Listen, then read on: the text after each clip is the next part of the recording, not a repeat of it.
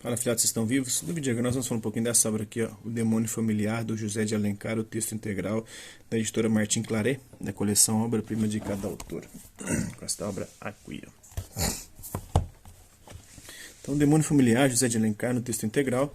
José de Alencar é considerado um dos grandes patriarcas da literatura brasileira, pelo volume e mensagem da sua obra. E não foi somente como romancista que se destacou. Sua obra teatral é realmente considerável, com várias comédias e dramas. A comédia O Demônio Familiar, de 1857, é considerada uma de suas melhores peças teatrais.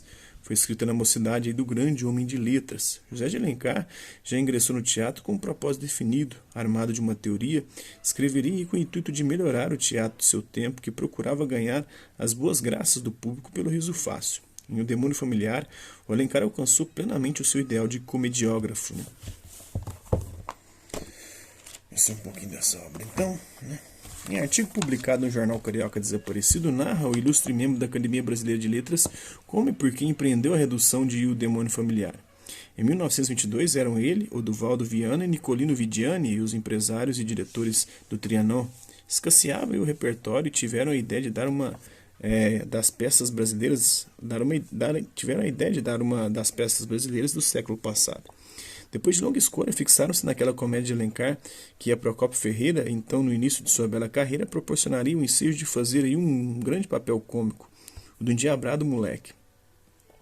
Mas havia aí um inconveniente: a peça era longa, não por sessões. Seria preciso condensar a ação de modo a suprimir um dos atos e abreviar a duração dos outros. De tais alterações ficaria incumbido aí o senhor Viriato Correia, que todavia não quis aceitar sozinho tamanha responsabilidade. Por isso foi à biblioteca da Câmara dos Deputados procurar o filho e herdeiro de José de Alencar, o escritor Mário de Alencar. Inicialmente a atitude deste foi a mais hostil, depõe o autor de Marquês de Santos. Mário recebeu-me com 4 pedras na mão. Nunca. A obra de José de Alencar, como as vestais, não podia ser profanada, porque o que eu queria era fazer uma profanação.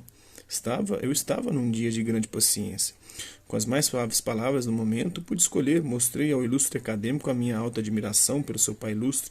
Eu não queria profanar, queria divulgar uma excelente comédia que o tamanho me impedia de ser conhecida pela geração moderna. Não. Acudiu-me um recurso e apliquei-o. Eu farei o resumo. Se lhe agradar, levarei a peça. Se não agradar, não se fala mais nisso. Está bem. 15 dias depois, eu entregava o resumo a Mário de Alencar. Vou ler hoje à noite. Volte amanhã. Voltei no dia seguinte, esperando que, em vez de 4 pedras, ele me recebesse com uma centena delas. O homem estava risonho e foi me dizendo. Logo que me sentei ao seu lado. A peça está aqui, no resumo. Você não tirou quase nada, não é verdade? A peça é em 4 atos e eu resumi-a para 3. Mas está tudo aqui, repetiu ele. Houve muita habilidade em resumi-la. Permite a representação? Permito. Diz depois a comédia subiu à cena. Nunca na minha vida tive tanto medo. Como o público e a imprensa receberiam O Demônio Familiar? Se a peça agradasse, todo mundo exaltaria as virtudes literárias de José de Alencar. Se desagradasse, todas as culpas cairiam sobre mim. Ao levantar o pano na première, eu tinha a boca amarga e o coração do tamanho de uma semente de fumo. Num dos camarotes do teatro estava Mário de Alencar. Aquilo era a prova da autorização. O primeiro ato agrada. O segundo agrada. O terceiro agrada. Procópio realizava no Moleque Pedro uma das belas criações de sua vida artística. A peça, montada com absoluto escrúpulo de indumentária e mobiliário da época, faz carreira. Eis como o Demônio Familiar salvou-se do ouvido em que certamente teria caído.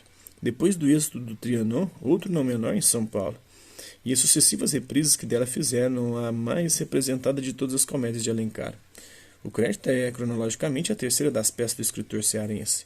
Foi como as precedentes, representada também pela Companhia do Ginásio, integrada ainda pelos mesmos valores que haviam participado de O Rio de Janeiro, verso e reverso, e de O Demônio Familiar. Martins, Paiva, Moedo, Velucci e, desta vez, a famosa Adelaide do Amaral, que o jovem poeta Tobias Barreto celebrava com entusiasmo, colocando-a acima de Eugênia Câmara e do ardoroso Castro Alves. A data de estreia foi 19 de dezembro de 1857. Quer dizer, apenas 42 dias após a de O Demônio Familiar. Em menos de 60 dias, numa rápida sucessão, tinha José de Alencar 3 de suas peças estreadas no mesmo teatro. É evidente que as escrevera antes apresentando-as ao mesmo tempo à empresa do ginásio, que de certo as pusera em ensaio simultaneamente. De outro modo, não se explicaria a proximidade dessas datas. Ao contrário das duas primeiras, essa peça não foi publicada em vida do autor.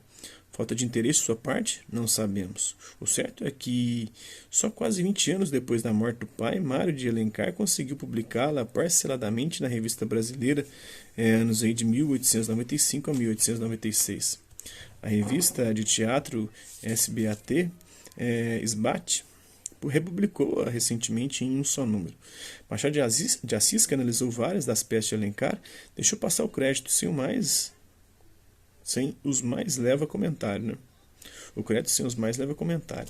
Não porque crítico desdenhasse a peça, mas porque, tendo perdido as 3 únicas representações que alcançou em 1857 e não estando impressa, não encontrasse aso para a ela referir-se ou para criticá-la. O crédito é uma comédia de análise da vida social da época, girando em torno das manobras de indivíduos pouco escrupulosos para se apoderarem da parte da fortuna de um rico comerciante que dotara os filhos núbeis com a soma, então fabulosa, de 200 contos cada uma.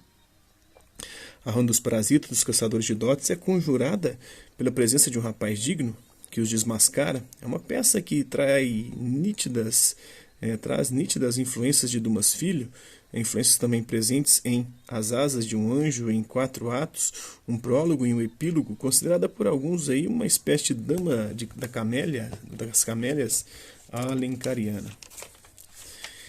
Então isso é um pouco dessa obra. Espero que vocês tenham gostado do vídeo. Quem curtiu, dá um like. Quem não curtiu, dá um dislike. Se interessar pelo conteúdo do canal, só se inscrever, ativar o sininho e guardar os próximos vídeos e as próximas notificações. Deixe também seus comentários dizendo o que você tem achado dos vídeos, sugestões de temas e assuntos para serem abordados em vídeos posteriores. E colabore com o nosso canal, compartilhe os nossos vídeos e ajude-nos a chegar ao maior número de pessoas possíveis. Gostaria de agradecer aos mais de 3.000 inscritos no nosso canal, 3.100 inscritos. Agradecer também aqueles que olham por conta de conteúdo outro passo por aqui, deixando sua visualização, seu like, seu dislike, seus comentários, que eles compartilhem os nossos vídeos, compartilhem o nosso canal, seja aqui nessa plataforma no YouTube ou outras redes sociais. Mas é isso aí. Hasta la vista, babies. Até a próxima.